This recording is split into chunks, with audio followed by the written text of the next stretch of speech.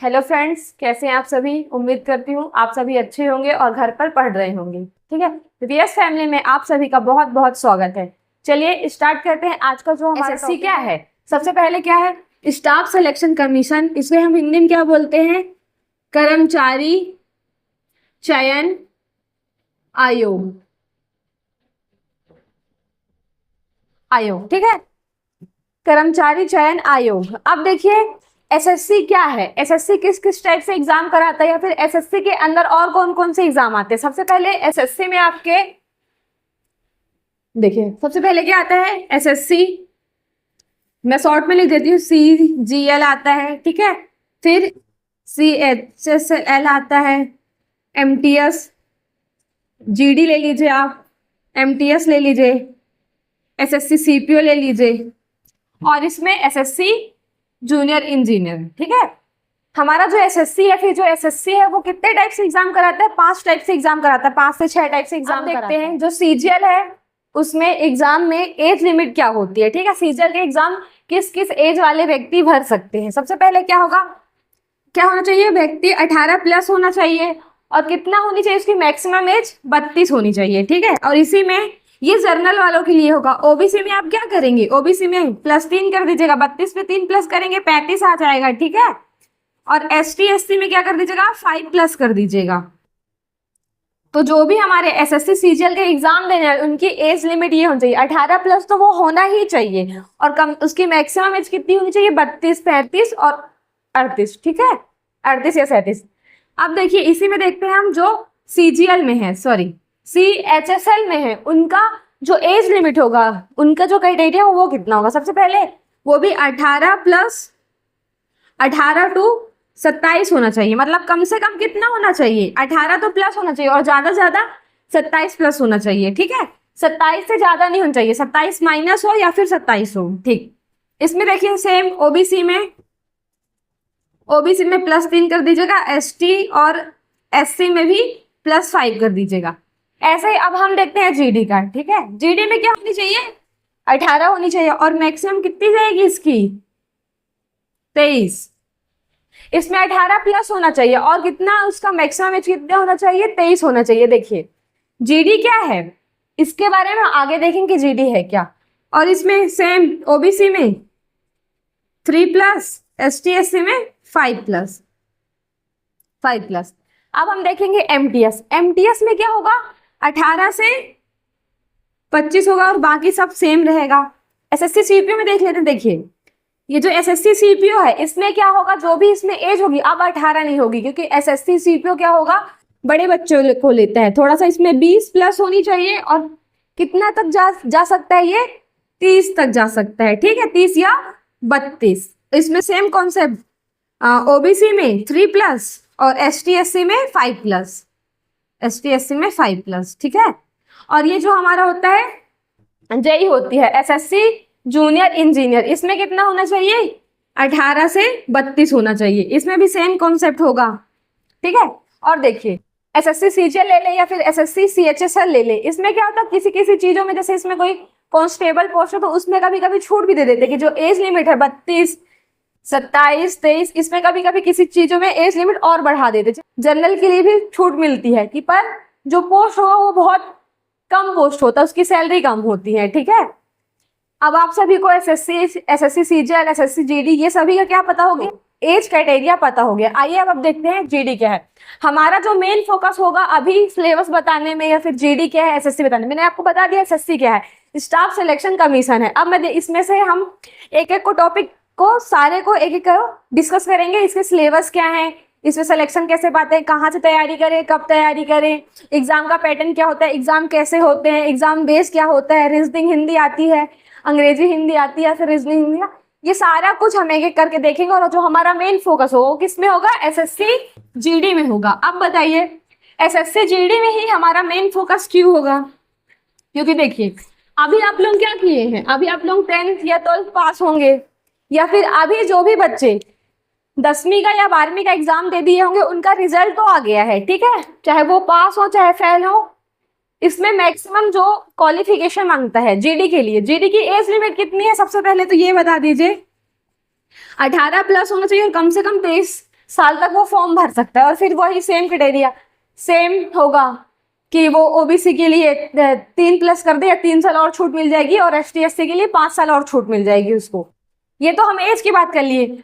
अब जो SSC GD में किस किस तरीके के पोस्ट होते हैं, सबसे पहले देखते हैं एसएससी जीडी में कितने पोस्ट होते हैं। ठीक है, एसएससी जीडी में कितने टाइप्स के पोस्ट होते हैं, या फिर पोस्ट इसमें एक ही होता है कि एसएससी जीडी का कोई भी एग्जाम क्वालिफाई करोगे तो आप क्या बनोगे, कांस्टेबल ही बनोगे। जनरल ड्यूटी होगी आपकी कांस्टेबल बेस में। ठीक है, सबसे पहले इसमें क्या आता है, बीएसएफ आता है। ठीक है, फिर क्या आएगा, सीआईपीएफ आएगा, फिर सीआरपीएफ भी आ जाएगा, और क्या आ सकता है, एसएसबी भी आ जाएगा, आपका असम राइफल भी आ जाएगा, जिसे हम एआर से कोट कर रही हूं मैं, असम राइफल भी आ जाएगा। ठीक है, फिर एसएसएफ भी आ जाएगा, और क्या आ जाएगा, एनसीबी भी आ जाएगा, और क्या आ जाएगा, एक आ जाएगा आईटीबीपी आ जाएगा। ठीक है, आपका जो एसएससी जीडी है वो इतने सारे आपको पोस्ट देता है। अगर आप इनमें से कोई भी एक पोस्ट को निकालेंगे या फिर उसका सिलेक्शन होगा, अगर आप एग्जाम दे रहे हैं उसमें आपका जो क्वालिफिकेशन होगा,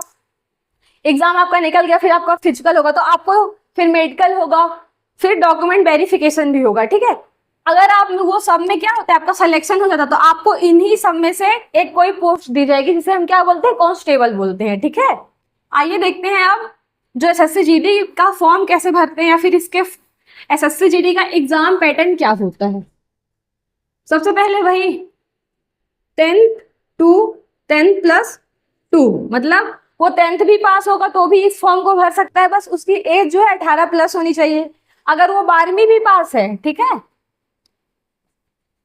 12वीं भी पास है, तो इसका फॉर्म वो भर सकता है, इस एग्जाम में बैठ सकता है, एग्जाम देने की योग्यता वो व्यक्ति रखता है। ठीक, अब देखिए जो हमारा एसएससी है किस टाइप से एग्जाम लेता है, एसएससी जीडी का एग्जाम का जो पैटर्न होता है वो क्या होता है।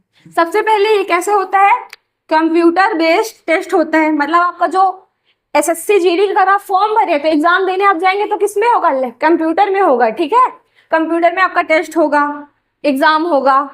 फिर अब देखते हैं एग्जाम पैटर्न क्या है, एग्जाम कैसे होते हैं। सबसे पहले इसमें मैथ होगी, ठीक है, मैथ्स होंगे, कितने नंबर का क्वेश्चन, हमारा जो क्वेश्चन आएगा मैथ से कितने नंबर, 20 नंबर से आएगा, और इसमें कितने नंबर मिलेंगे उसे, 20 नंबर का हमारा क्वेश्चन रहेगा। ठीक है, और नंबर कितने मिलेंगे, 40 नंबर मिलेंगे। फिर ऐसे ही रीजनिंग देख लेते हैं, रीजनिंग कितने नंबर का हो, रीजनिंग के कितने क्वेश्चन आएंगे, 20 क्वेश्चन आएंगे, मार्क्स वही रहेंगे आपके 40।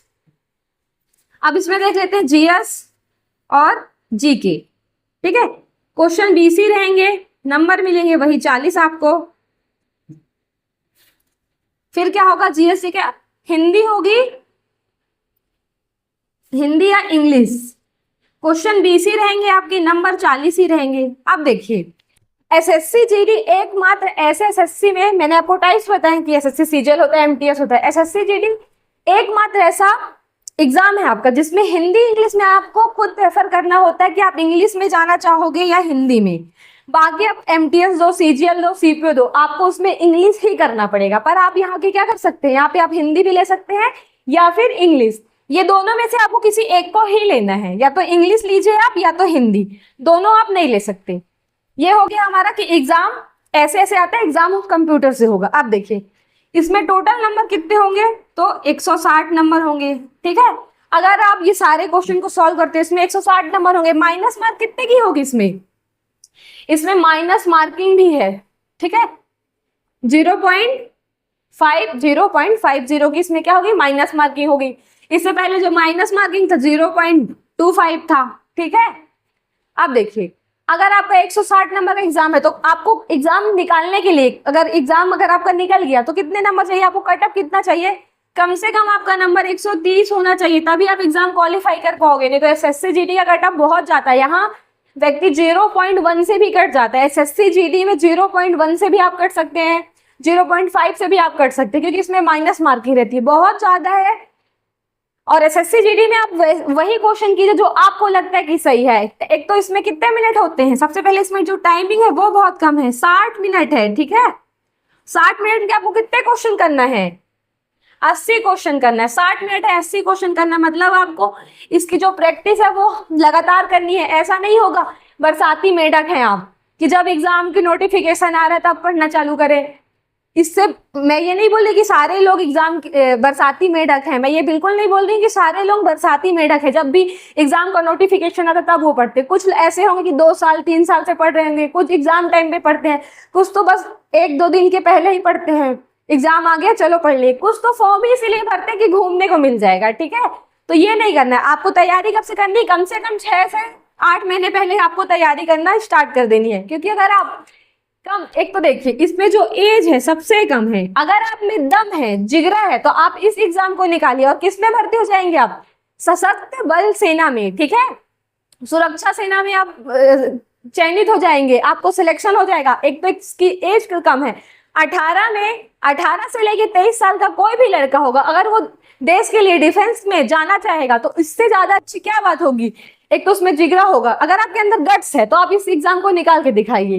मैं ये नहीं बोल रही कि सबके अंदर गट्स नहीं होता, कभी कभी क्या होता, किस्मत भी साथ नहीं देती।